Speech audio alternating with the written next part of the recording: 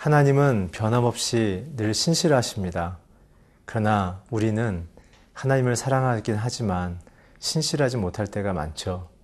그러한 우리를 하나님의 뜻 앞에 세우시고 또한 우리를 하나님의 사람으로 빚어가시는 그분의 돌봄과 계획은 참으로 놀라우십니다. 오늘 본문을 통해서 악한 동기를 갖고 있는 발람을 하나님의 뜻 앞에 세우며 그분의 뜻을 역사 속에 이루어 가시는 그 놀라운 하나님의 사랑과 능력에 대하여 함께 묵상하겠습니다.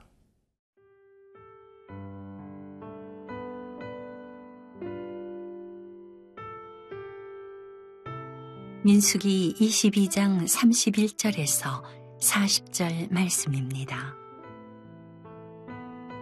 그때에 여호와께서 발람의 눈을 밝히심에 여호와의 사자가 손에 칼을 빼들고 길에 선 것을 그가 보고 머리를 숙이고 엎드리니 여호와의 사자가 그에게 이르되 너는 어찌하여 내 나귀를 이같이 3번 때렸느냐? 보라, 내 앞에서 네 길이 사악함으로 내가 너를 막으려고 나왔더니 나귀가 나를 보고 이같이 3번을 돌이켜 내 앞에서 피하였느니라.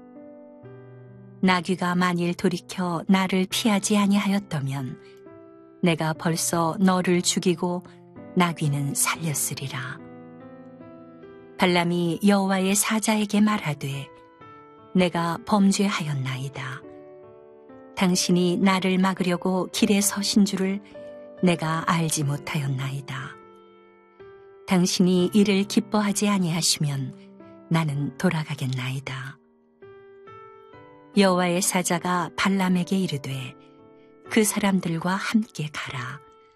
내가 네게 이르는 말만 말할지니라. 발람이 발락의 고관들과 함께 가니라. 발락은 발람이 온다함을 듣고 모압 변경의 끝 아르논 가에 있는 성읍까지 가서 그를 영접하고 발락은 발람에게 이르되 내가 특별히 사람을 보내어 그대를 부르지 아니하였느냐? 그대가 어찌 내게 오지 아니하였느냐? 내가 어찌 그대를 높여 존귀하게 하지 못하겠느냐? 발람이 발락에게 이르되 내가 오기는 하였으나 무엇을 말할 능력이 있으리이까? 하나님이 내 입에 주시는 말씀 그것을 말할 뿐이니이다. 발람이 발락과 동행하여 기럇 후솥에 이르러서는 발락이 소와 양을 잡아 발람과 그와 함께한 고관들을 대접하였더라. 오늘 본문 31절을 같이 읽겠습니다. 그때 여호와께서 발람의 눈을 밝히심에 여호와의 사자가 손에 칼을 빼들고 길에 선 것을 그가 보고 머리를 숙이고 엎드리니 어제 저희가 함께 묵상한 것처럼 발람은 자신의 탐욕으로 하나님이 하지 말라는 일을 그는 행하기 시작했죠. 곧 발락의 그 풍요로운 제안, 탐욕에 대한 제안을 받아들여서 하나님의 사역을 하는 선지자가 또한 성도가 하나님의 기준을 떠나서 세상의 기준과 유혹을 쫓는 이중적인 삶을 오늘 발람은 보여주고 있습니다. 겉으로는 신앙을 지키는 것 같지만 속으로는 세상적 기준을 따라가 살고 있는 저와 여러분의 모습을 투영하고 있습니다. 그 가운데 나귀를 통해서 하나님은 그 교묘하고 이중적이고 자기의 속을 숨기는 위장한 발람의 그 깊은 뜻을 드러내고 폭로하셨죠. 나귀를 통해서 하나님의 사자를 보게 하셨고 정작 선지자인 발람은 보지 못하는 부끄러움을 경험하게 하셨고 나귀는 여호와의 사자의 그 심판이 두려워서 길을 멈추고 발람을 깨우쳐 주려 했지만 오히려 발람은 나귀를 채찍질하며 꾸짖으며 그에게 하나님의 심판이 자기에게 임하는 것처럼 나귀에게 무례하게 행동을 했습니다. 드디어 여호와의 사자가 나귀와 발람에게 다가오자 하나님께서 발람에게 은혜를 베푸셔서 그의 눈을 밝히시는 장면이 오늘 연결되어져 기록되어 있습니다. 사랑하는 성도 여러분, 인생에서 가장 중요한 그리고 가치 있는 순간 언제일까요? 하나님이 저와 여러분의 눈을 밝히시는 때입니다. 우리가 갖고 있는 세상적 기준, 경험의 기준, 또한 우리의 판단의 기준을 벗어나서 흔들리지 않고 실패하지 않은 하나님의 그 기준으로 볼 수 있는 그 눈, 그는 여호와께서 열어주셔야만 가능한 것이죠. 그래서 주님은 우리에게 요한복음을 통해서 자신은 어둠 속에 빛을 비추러 왔다라고 말씀하시는 것입니다. 빛은 받아들여야만 환해집니다. 저와 여러분의 눈이 밝아지기 위해서는 예수 그리스도를 믿음으로 모시며 받아들여야 합니다. 그랬을 때 그가 행동했던 것은 머리를 숙이는 거였습니다. 참된 예배이죠. 하나님을 경외하는 자들의 첫 번째 단계는 그분 앞에 머리를 숙이는 것입니다. 그 머리를 숙인다는 것은 주님은 나의 참된 권위자이시며 창조자시라는 것을 고백하는 것이죠. 계속해서 32절 보면 여호와의 사자가 그에게 이르되 너는 어찌하여 내 나귀를 이같이 3번 때렸느냐. 보라, 내 앞에서 내 길이 사악함으로 내가 너를 막으려고 나왔더니.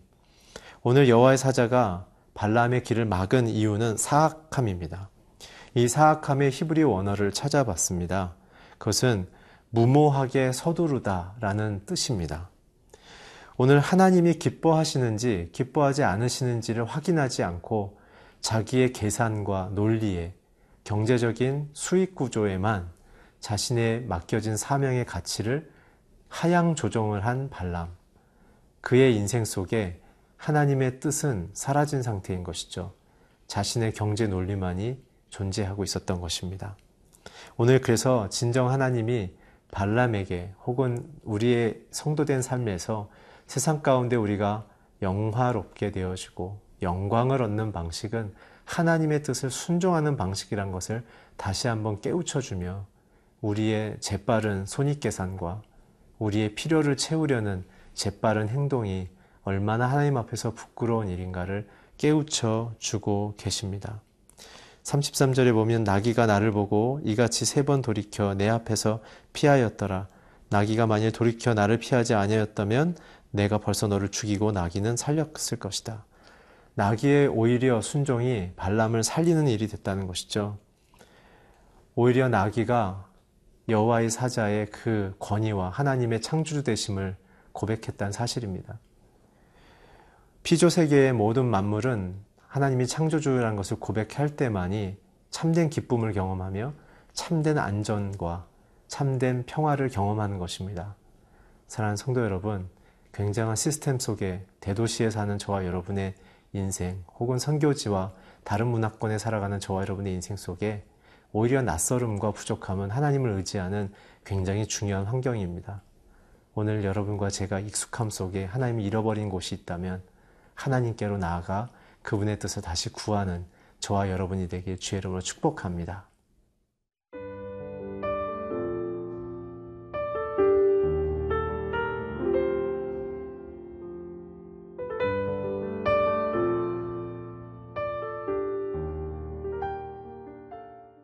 여호와의 사자에 대한 발람의 반응은 어떤 것입니까? 34절을 읽겠습니다.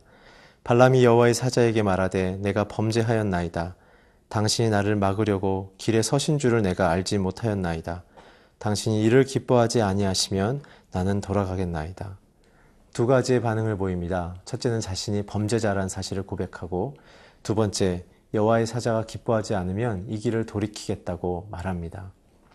사실 이 34절만 보면 발람이 굉장히 회개한 것 같지만, 그러나 뒤에 성경을 읽어보면 이것이 온전한 회개가 아니라 상황을 면피하기 위한 고백이었다는 사실에 우리는 또한 마음이 굉장히 씁쓸합니다.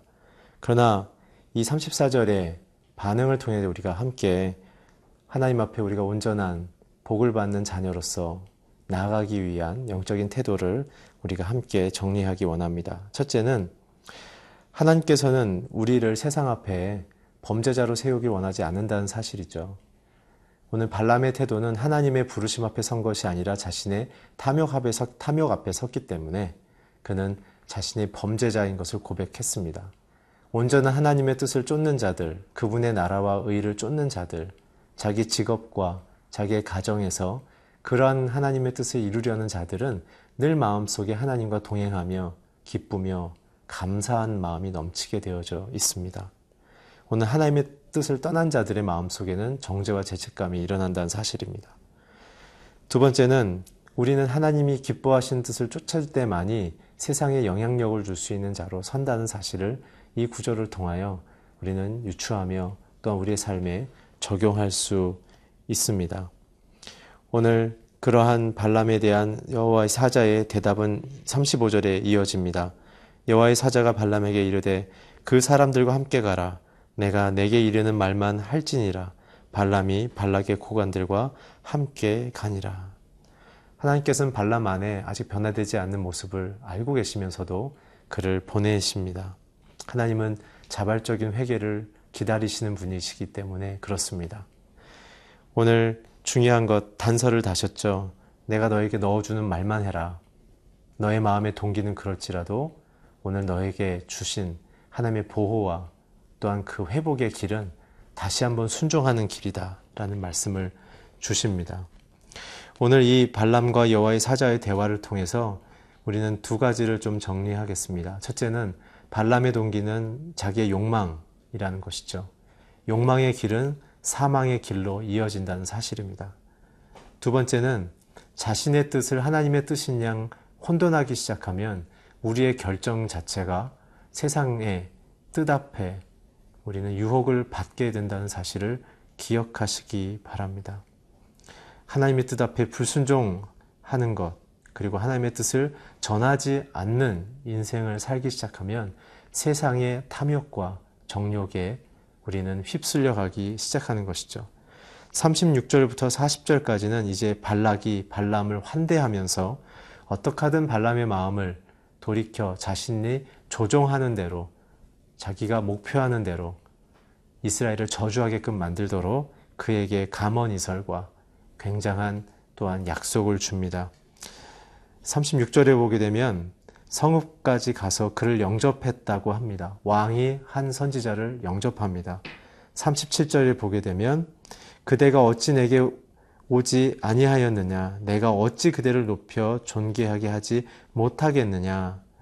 명예를 주고 그의 마음속에 원하는 어떤 것도 다 채워주겠다는 얘기죠. 그러나 발람은 38절에 보게 되면 하나님이 내 입에 주시는 말씀 그것만 할 뿐이다 라고 그는 교훈을 받습니다. 우린 세상에서 어떠한 요건과 또한 조건을 제한받더라도 항상 생각할 것, 하나님은 내 입에 어떤 말을 넣어주셨는가를 생각하며 그들에게 또한 그것을 전해야 되는 것이죠. 디모데후서 4장 2절에 보면 너는 말씀을 전파하라. 때를 얻든지 못 얻든지 라는 표현이 있습니다. 오늘 저와 여러분을 하나님이 세상 속에 보내신 이유는 그분이 우리 입에 넣어주신 말씀을 믿지 않는 자들에게 전하게 하기 위한 것임을 우리가 다시 한번 깨달으며 고백하며 그 아름다운 순종의 삶을 살아가기를 축복합니다. 기도하겠습니다. 하나님, 우리의 부족한 인생, 우리의 부족한 모든 삶 속에서도 하나님은 우리를 세상 속에 세우셔서 아름답고 명예로운 자녀로 사용케 하심을 감사합니다. 우리 입에 주의 말씀을 넣어주십시오. 그리고 그 말씀을 우리의 가정과 세상에 전하게 하여 주시옵소서. 예수 그리스도의 이름으로 기도했습니다. 아멘.